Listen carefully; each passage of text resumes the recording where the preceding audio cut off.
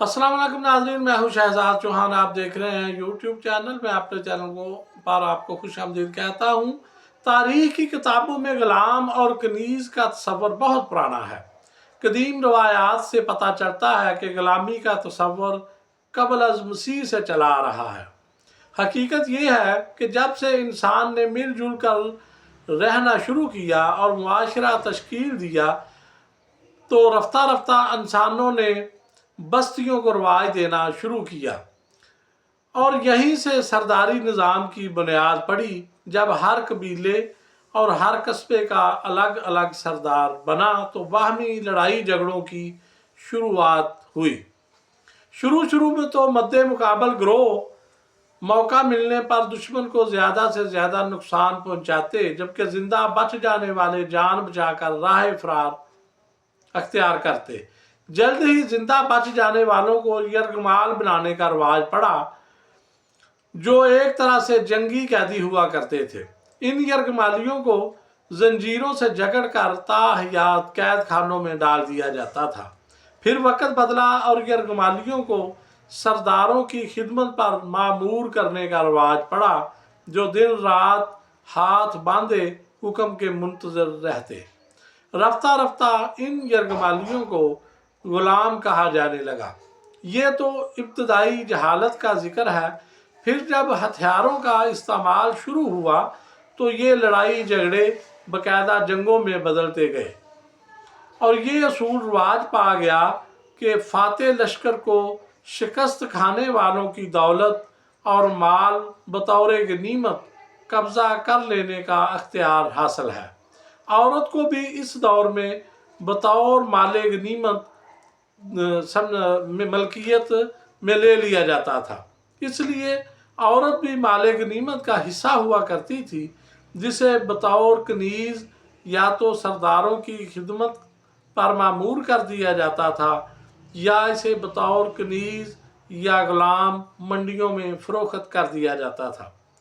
शरई इस्लाम में कुफार के साथ दौरान जंग पकड़े जाने वाले कैदी जो मुसलमानों को माले गनीमत के तौर पर हासिल होते थे, तो उनको अमीर या सरबराह हुकूमत जो होता था वो दूसरे माले गनीमत के साथ इन कनीज़ औरतों और मर्दों को भी बांट दिया करता था।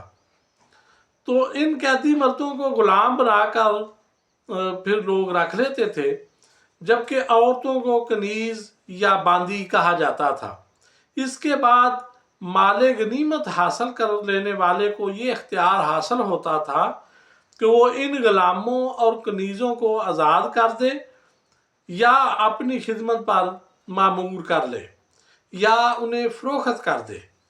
उनके मालिकों को ये इख्तियार भी हासिल होता था कि वो शरई तौर पर इन कनीज़ों से निकाह भी कर सकते थे। यानी कि जो औरतें बतौर कनीज़ किसी की मलकियत में आ जाती तो फिर उसके मतलब फ़ैसला करने का अख्तियार जो है वो उसके मालिक को था, चाहे वो उसे फरोख्त कर दे, उसे निकाह कर ले, उसे काम काज के लिए रख दे या उसे आज़ाद कर दे, ये उसकी मर्जी पर मुनहसर था। मुस्लिम दुनिया में गुलामी का खात्मा 1990 में हुआ। वैसे तो पहले ये शुरू हो गया था, लेकिन बाकायदा इसका 1990 में जब मिस्र में इंसानी हकूक़ के हवाले से एक कॉन्फ्रेंस मुनक्कद हुई तो उसमें उस अलामिये में ये बयान जारी किया गया कि किसी को भी किसी दूसरे इंसान को गुलाम बनाने का हक हासिल नहीं है। मगरबी एशिया, शुमाली अफ्रीका और जनूब मशरकी अफ्रीका में अरबों की गुलामों की तजारत अपने उरूज पर थी। 1919 के शुरू में मुस्लिम दुनिया में गुलामी को रफ्ता रफ्ता गैर कानूनी करार दिया जाने लगा। मुअर्रिखीन के मुताबिक मुस्लिम हुकूमतों का ये कदम मगरबी ममालिक जिनमें बरतानिया और फ्रांस पेश थे उनके दबाव पर हुआ। सल्तनत उस्मानिया में भी गुलामों की खरीदो फरोख्त अपने उरूज पर थी, जिसे 1924 में तुर्की में नए आइन के बाद ख़त्म कर दिया गया।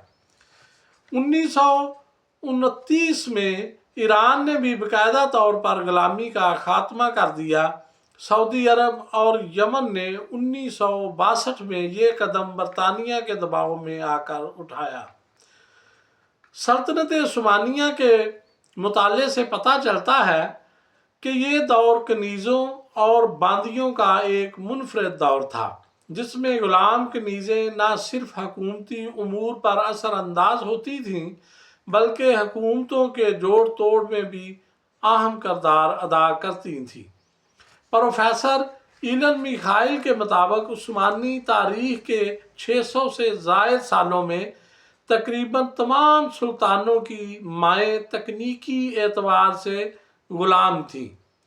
उसकी सबसे बड़ी मिसाल यूक्राइनी नजाद कनीज़ रूकसीलिना थी, जिसने सुल्तान सुलेमान का दिल जीता और फिर एक ताकतवर अजीम मलका के रूप में तारीख में एक मुकाम हासिल किया।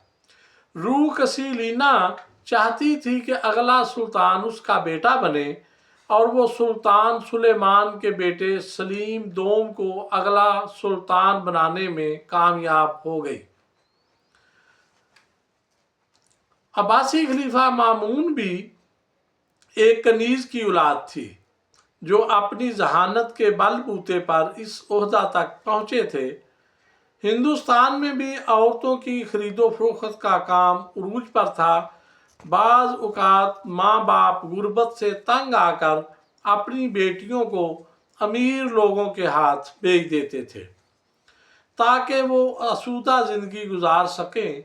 उसकी एक मिसाल लखनऊ की आखिरी मलका हज़रत महल थी, जिसे उसके माँ बाप ने फ़रोख्त कर दिया और फिर ताजरों ने इसे वाजिद अली शाह के हरम के लिए बेच डाला था। 1857 की जंग आज़ादी में इसी मलका हज़रत महल ने अंग्रेज़ों के ख़िलाफ़ हिस्सा लिया था और बहुत शोहरत हासिल की थी।